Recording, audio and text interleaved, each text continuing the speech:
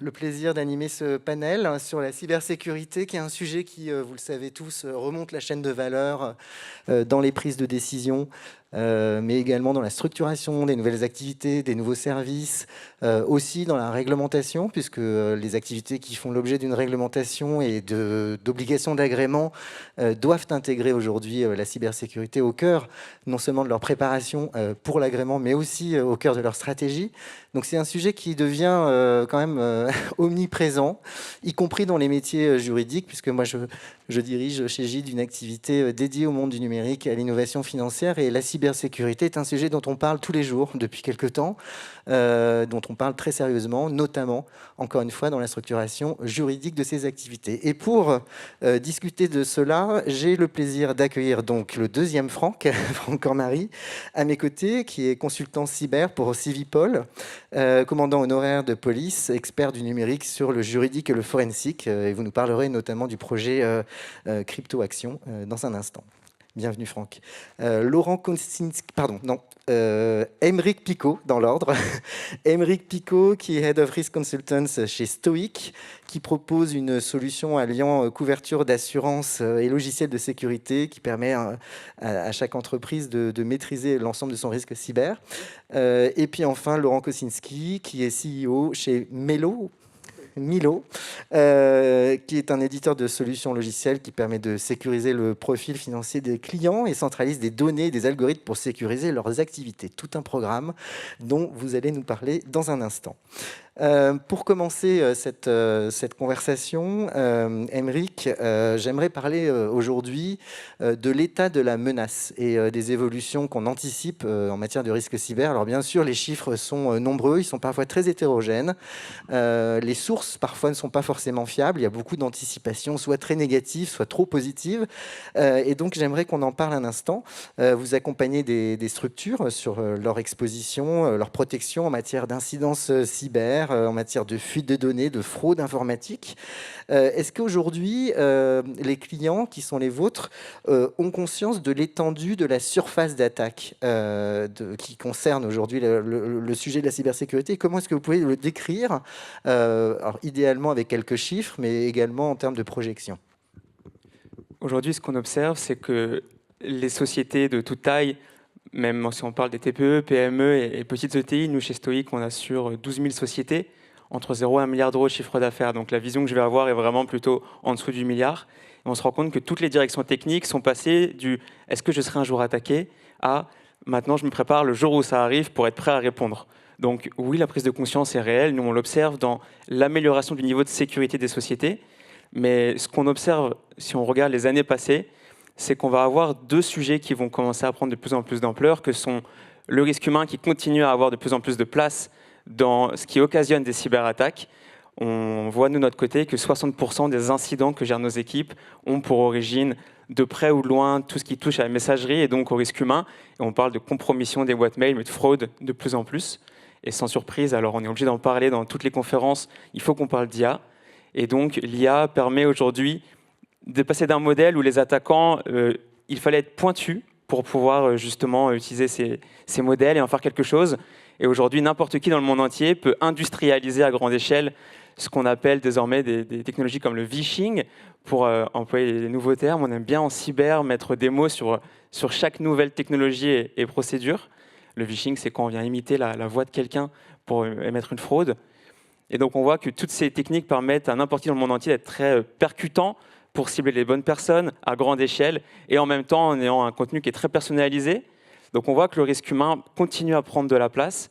Et de l'autre côté, pour mettre en avant un autre élément, on se rend compte que la dépendance à la supply chain d'un point de vue IT, tout ce qui est éditeur de logiciels, tout ce qui est hébergeur de données, est de plus en plus prenante dans les gros incidents. On est passé entre 24 et 25, de 6 à 15% des gros incidents qui sont occasionnés par un prestataire qui est tombé. Et comme toutes les sociétés ont tendance à externaliser de plus en plus leur technologie, notamment les applicatifs critiques, les ERP, les CRM, etc., on a cette dépendance presque systémique qui prend de plus en plus de place. Et donc, on a de manière générale un périmètre qui est de plus en plus important. Et quand vous dites systémique, je comprends que les chiffres sont exponentiels aujourd'hui. Est-ce que les solutions vous semblent adaptées à cette croissance exponentielle ou non? La grande difficulté en cyber, c'est que c'est constamment le jeu du chat et de la souris. Et ce qu'on observe, c'est que les attaquants ont toujours une longueur d'avance pour une raison, c'est qu'ils se parlent entre eux. Ils se partagent les bonnes pratiques. Là où nous, quand on est côté défensif, quand je suis le CEO d'une société A, je n'ai pas forcément envie de parler à tout le monde de ce que je fais de bien. Et donc, on a toujours une période de latence entre les nouvelles technologies et la mise en place de celles-ci qui sont utilisées par les attaquants et ce qu'on va pouvoir faire côté défensif. Donc, le jeu, c'est d'essayer d'être le moins en retard possible. Ok. Franck, donc vous avez un rôle d'expert aujourd'hui en matière de cybersécurité. Vous formez notamment des professionnels, mais aussi des étudiants à ces sujets. Comment est-ce que vous arrivez à les sensibiliser pour qu'ils puissent prendre conscience de cette menace qui est exponentielle, protéiforme, et dont on ne sait pas jusqu'où elle peut aller aujourd'hui? Comment vous arrivez à prioriser les risques dans les prises de parole que vous avez auprès d'eux et dans les conseils que vous pouvez leur promulguer? Alors, donc j'ai un rôle de formateur et également pour sensibiliser des PME, des dirigeants d'entreprise, des utilisateurs. Et comment est-ce que j'aborde le sujet? Je l'aborde par des connaissances théoriques, parce que nous utilisons tous les jours des terminaux, des solutions, sans connaître vraiment en fait ce que nous avons entre les mains et l'usage que l'on peut en faire, hein. L'usage légal, l'usage illégal, l'usage détourné. Et donc déjà, faire une formation avec un abord un petit peu technique, de façon à comprendre les actions et les conséquences de ces actions au niveau numérique, c'est quelque chose d'important. De prime abord, quand j'aborde ces sujets-là, tout dépend du public, mais en général, il y a pas un refus, mais on va dire quelque chose qui les empêche d'aller un peu plus loin. Vous voyez, c'est pas naturel. Mais si ce genre en fait, de sensibilisation ou de formation, ce genre d'approche et de discours est réalisé, on va dire, de façon à vulgariser les choses, on fait le lien à ce moment-là entre les actions au quotidien qu'on peut avoir sur ces terminaux numériques et les conséquences de réseau, les conséquences sur les données, etc. Donc c'est ce lien, vous voyez, si je schématise vraiment, c'est ce lien que je tente d'établir quand je réalise ces sensibilisations ou ces formations. Ensuite, tout n'est qu'une affaire de finalité. Une fois qu'on a établi les liens et qu'on comprend quelques tenants et aboutissants numériques, tout est une histoire en fait d'utilisation d'outils de façon à analyser des données et en faire ce que l'on souhaite. Je ne sais pas si je m'exprime correctement, si vous voyez un petit peu ce que je veux faire et ce que je veux dire. Parce que en fait, il y a une banalisation de l'usage du numérique. Et cette banalisation de l'usage du numérique, c'est très bien. J'en suis très content moi-même et les personnes l'utilisent parce que ça en rend d'énormes services. Mais le revers de la médaille, effectivement, c'est l'aspect humain que vous soulignez. Le JPACIMA indiquait que 80% des attaques venaient effectivement de phishing, de mail. Parce qu'il n'y a pas que le phishing, effectivement, dans les attaques.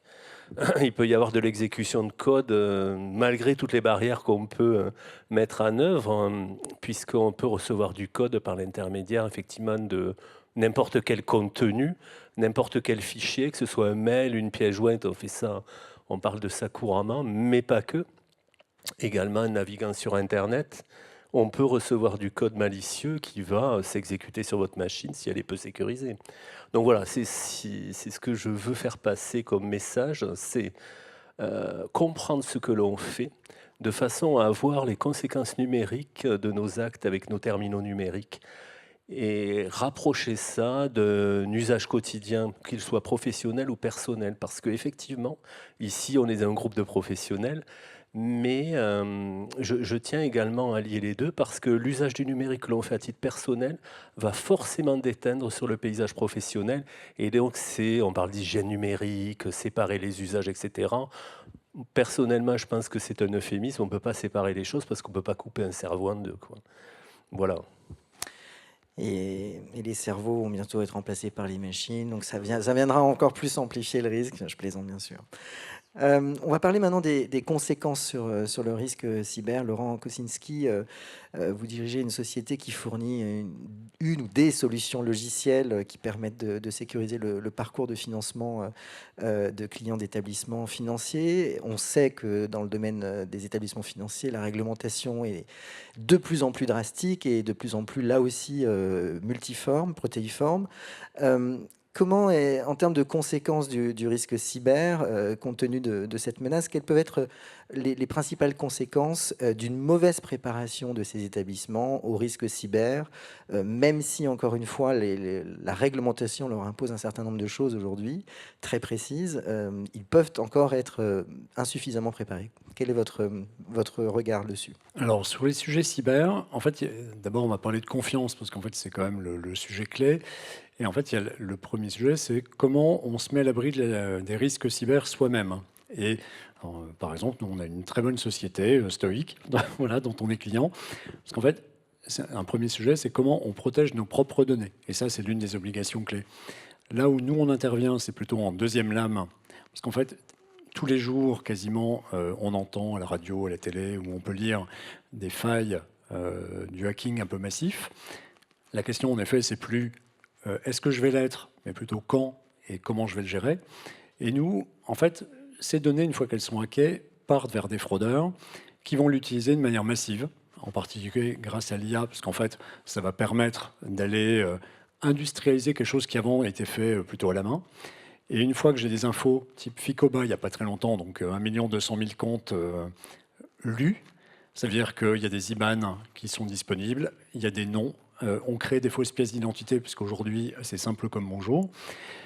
Et puis, avec ça, en fait, les fraudeurs vont escroquer des gens. Donc, soit des particuliers en direct, avec tout ce qu'on connaît d'ingénierie sociale, c'est-à-dire, je vous appelle, je suis votre banquier, voilà, moi, ma fille s'est fait avoir, donc ça me parle pas plus tard que la semaine dernière. Et puis ensuite, c'est grâce à toutes ces infos, je vais créer des comptes en banque, souvent dans des banques à distance, parce que c'est plus facile qu'une banque à réseau. Et là, je vais pouvoir aller faire des crédits, louer des voitures, ne jamais les rendre, etc. Et c'est tout ça qui a un coût extrêmement fort. Et c'est très compliqué pour les sociétés financières, banques et autres, ou assurances. C'est qu'en fait, là, ce n'est pas leurs données qui sont volées, ils sont victimes de données volées et qui sont recyclées pour faire des escroqueries à grande échelle. Donc, je suppose que ce que vous dites, c'est que l'appréhension de cette menace cyber, d'un point de vue opérationnel, elle doit se faire à plusieurs niveaux. C'est-à-dire que, à la fois en termes des données entrantes, mais ensuite les outils, l'utilisation de ces outils, puis enfin la menace externe.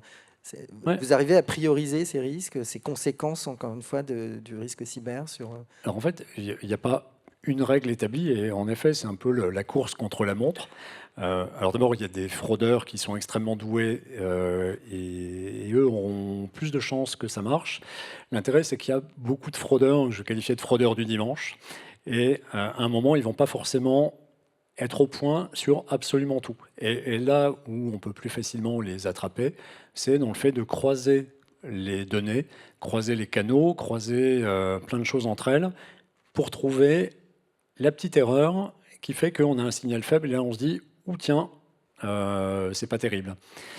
Et donc l'enjeu, c'est moins il y a un workflow tout prêt pour lutter contre la fraude, c'est plutôt elle va arriver de plein de manières différentes, des outils différents, des manières de faire différentes, des marchés différents, particuliers entreprises, hein, parce que les risques ne sont pas les mêmes.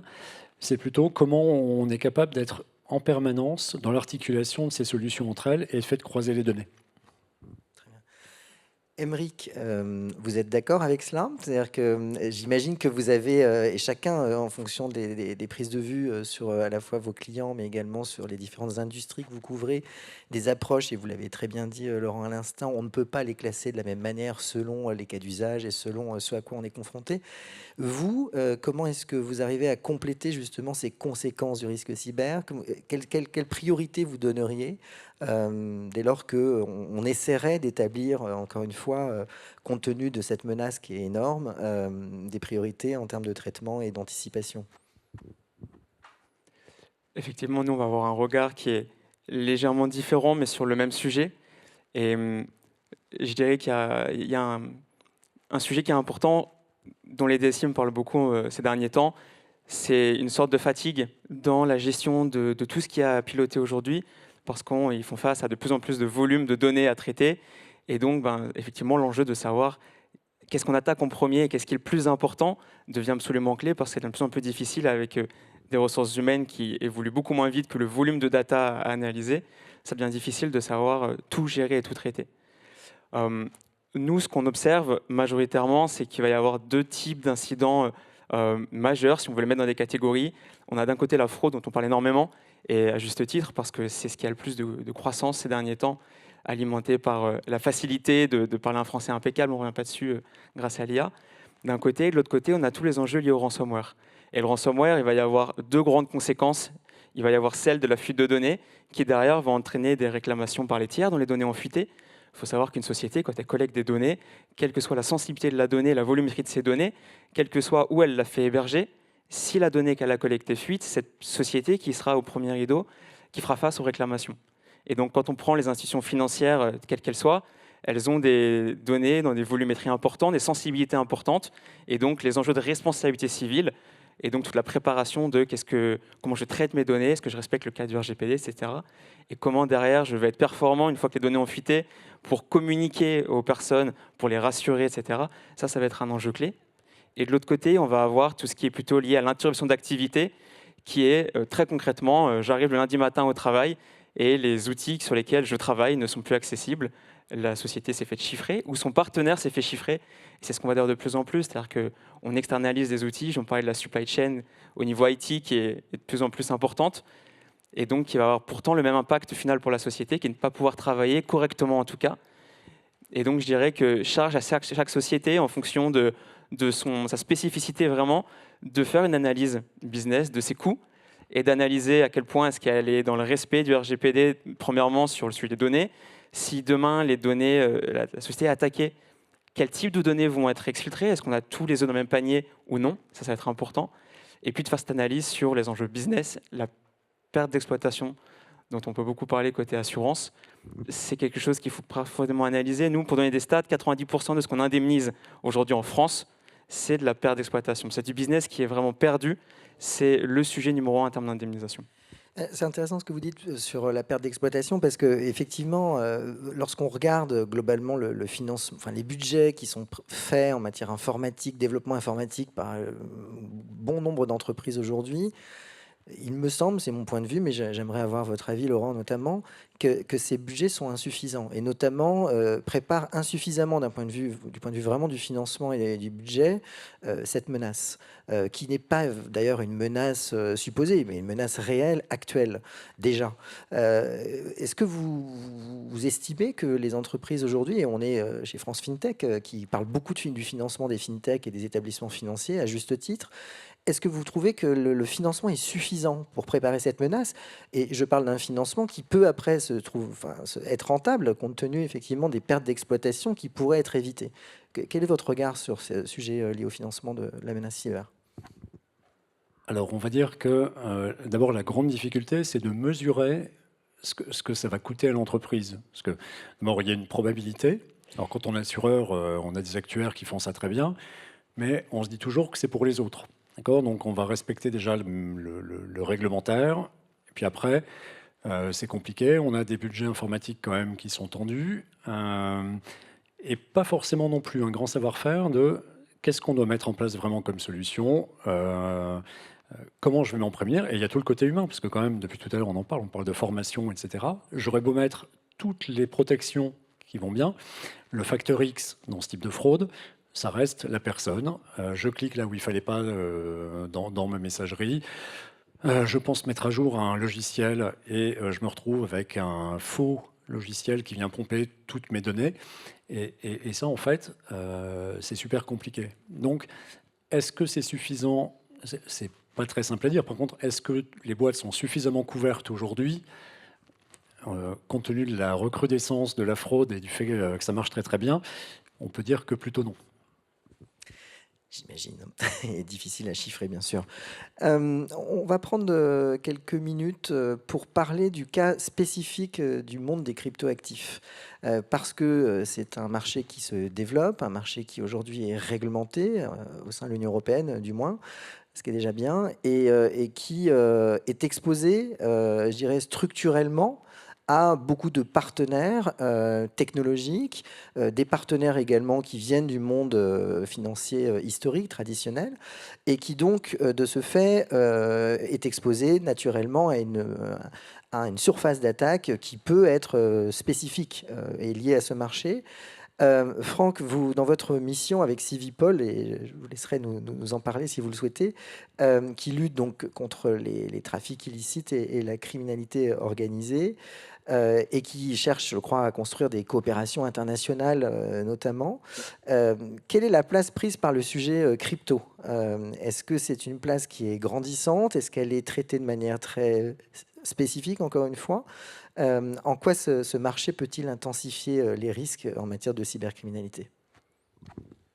Alors, merci d'aborder ce sujet parce que, au même titre que la sécurité informatique est un sujet horizontal dans des activités économiques, l'argent, les flux d'argent sont également un sujet horizontal et qui va lier tout un tas d'activités, qu'elles soient licites ou illicites d'ailleurs. Donc c'est un point commun qui va nous amener à réfléchir sur des activités économiques, des activités criminelles, de la sécurité, du comportement humain. Donc j'ai eu la chance, à travers cette mission, d'avoir un panorama européen sur le sujet, à travers un état de la menace spécifique sur le sujet criminel crypto, sur les outils, parce que c'est un système, ce sont des systèmes, un écosystème assez complexe, et puis ensuite sur des solutions futures qui pourraient être adoptées sur le sujet de la crypto. Bon, d'abord un constat.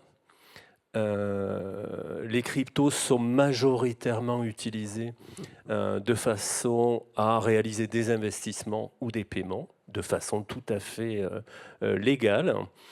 Mais, et parce qu'il y a un mais, il ressort également en fait de ce constat que certains cryptoactifs, notamment stables, sont utilisés, et le chiffre est assez effrayant, à 80% pour réaliser du blanchiment de fonds. Vous voyez ? Donc dans les actions de blanchiment, les stablecoins sont majoritairement utilisés.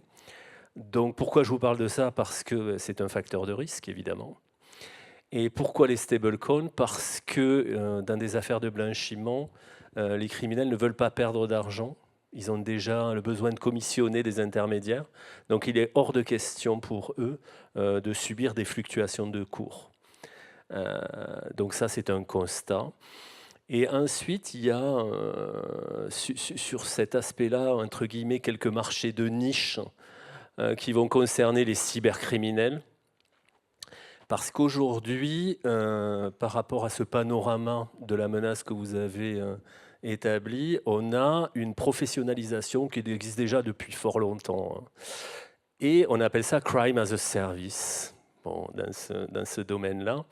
Et quand on a cette professionnalisation, je parlais de marché niche en lien avec les cryptos, la rémunération se fait en crypto.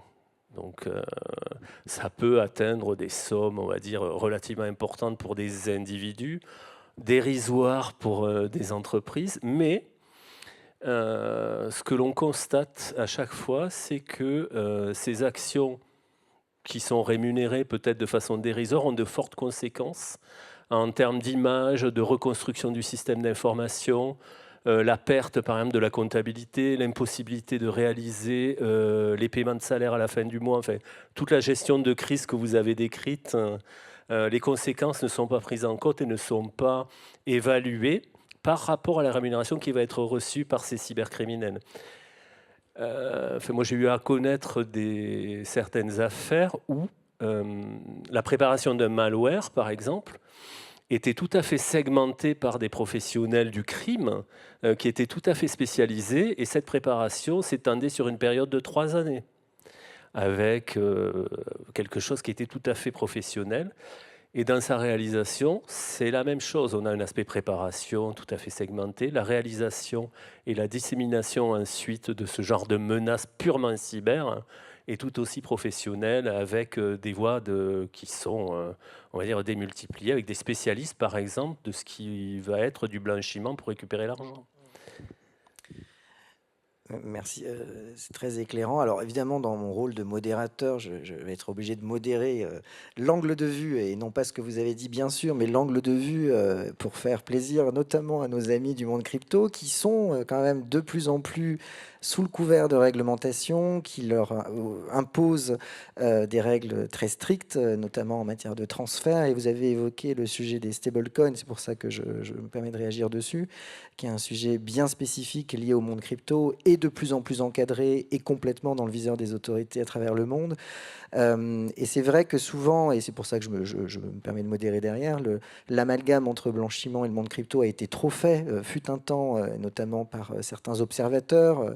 Et donc, il faut bien segmenter les cas spécifiques que vous mentionnez et qui sont bien entendu extrêmement importants à encadrer et à superviser, et sans doute même avec des caractéristiques de supervision spécifiques, et le reste de l'environnement crypto qui, lorsqu'il joue le jeu de la réglementation, devient de plus en plus organisé, professionnel et parfaitement équilibré.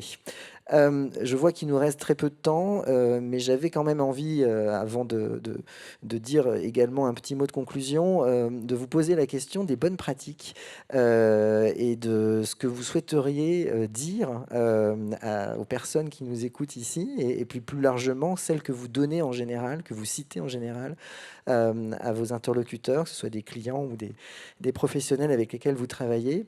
Laurent, je commencerai par vous. Qu'est-ce que vous avez envie de nous dire pour bien nous protéger, pour anticiper les choses et faire en sorte que l'avenir soit rentable et propice au développement? Alors, que dire la première chose, enfin, sur les bonnes pratiques, c'est ne sous-estimez pas cette menace, parce que souvent on ne sait pas la mesurer. En fait, donc investissez pour vous prémunir. Aujourd'hui, je donne un chiffre, on a en moyenne, nos clients économisent plus de 20 fois ce qu'on leur coûte. Donc ça veut dire que c'est 20 fois plus de fraude que ce qu'on fait. Et en fait, n'essayez pas de faire les choses tout seul, parce qu'en fait, il faut mixer les solutions entre elles. Il n'y a pas une solution magique, et c'est une course. Tu le disais tout à l'heure, Émeric. Donc, faites appel aux uns et aux autres et à des gens qui savent, et ne pensez pas que tout est fait parce que vous avez réussi à un instant T. Merci. Émeric? Moi, je dirais, mettez votre service financier et votre service technique dans la même pièce pour qu'ils se parlent et qu'ils se comprennent. Ils ont des fois du mal à se comprendre et à transformer des cas très techniques en conséquences financières. Pour autant, le sujet cyber, c'est maintenant un sujet qui n'est pas simplement cantonné à la technique, mais qui devient un vrai risque pour l'entreprise. Donc faites-les se parler, et surtout ne vous contentez pas simplement d'investir dans la technologie ou simplement d'être assuré. Ce sont les deux faces d'une même pièce. Mêlez les deux, et c'est pour ça qu'il vous faut faire communiquer votre DSI et votre DAF. Merci. Et Franck? Moi, ce que je conseille lors de mes interventions ou discussions, c'est de lier, comme je l'avais dit à l'introduction, l'humain et la technique. Donc pour l'humain, ce que je préconise effectivement, c'est sensibilisation, formation, très important, avec un aspect technique parce que c'est incontournable. Et après, d'un point de vue purement technique, il y a d'énormes solutions qui existent. Une des solutions que j'ai vues et qui fonctionnait à tous les coups, c'est d'établir une liste blanche de connexion au niveau du système d'information. C'est très ennuyeux parce qu'on ne peut pas se connecter sur tous les sites, mais c'est très protecteur parce que quand on reçoit une sollicitation numérique vers un réseau pour connecter un serveur de C2, par exemple, Command and Control, si on fonctionne en liste blanche dans le firewall, on a la possibilité de bloquer l'attaque. Intéressant, oui. Merci à vous trois pour ce panel. En conclusion, de l'humain, des budgets adaptés et bien sûr des outils, des solutions, des logiciels qui sont là. Et puis bien sûr une bonne structuration juridique puisque comme la plupart des sujets dans le domaine financier aujourd'hui font l'objet de réglementation, y compris du point de vue cyber, en général, il faut commencer par là pour que les choses se passent bien. Merci à tous.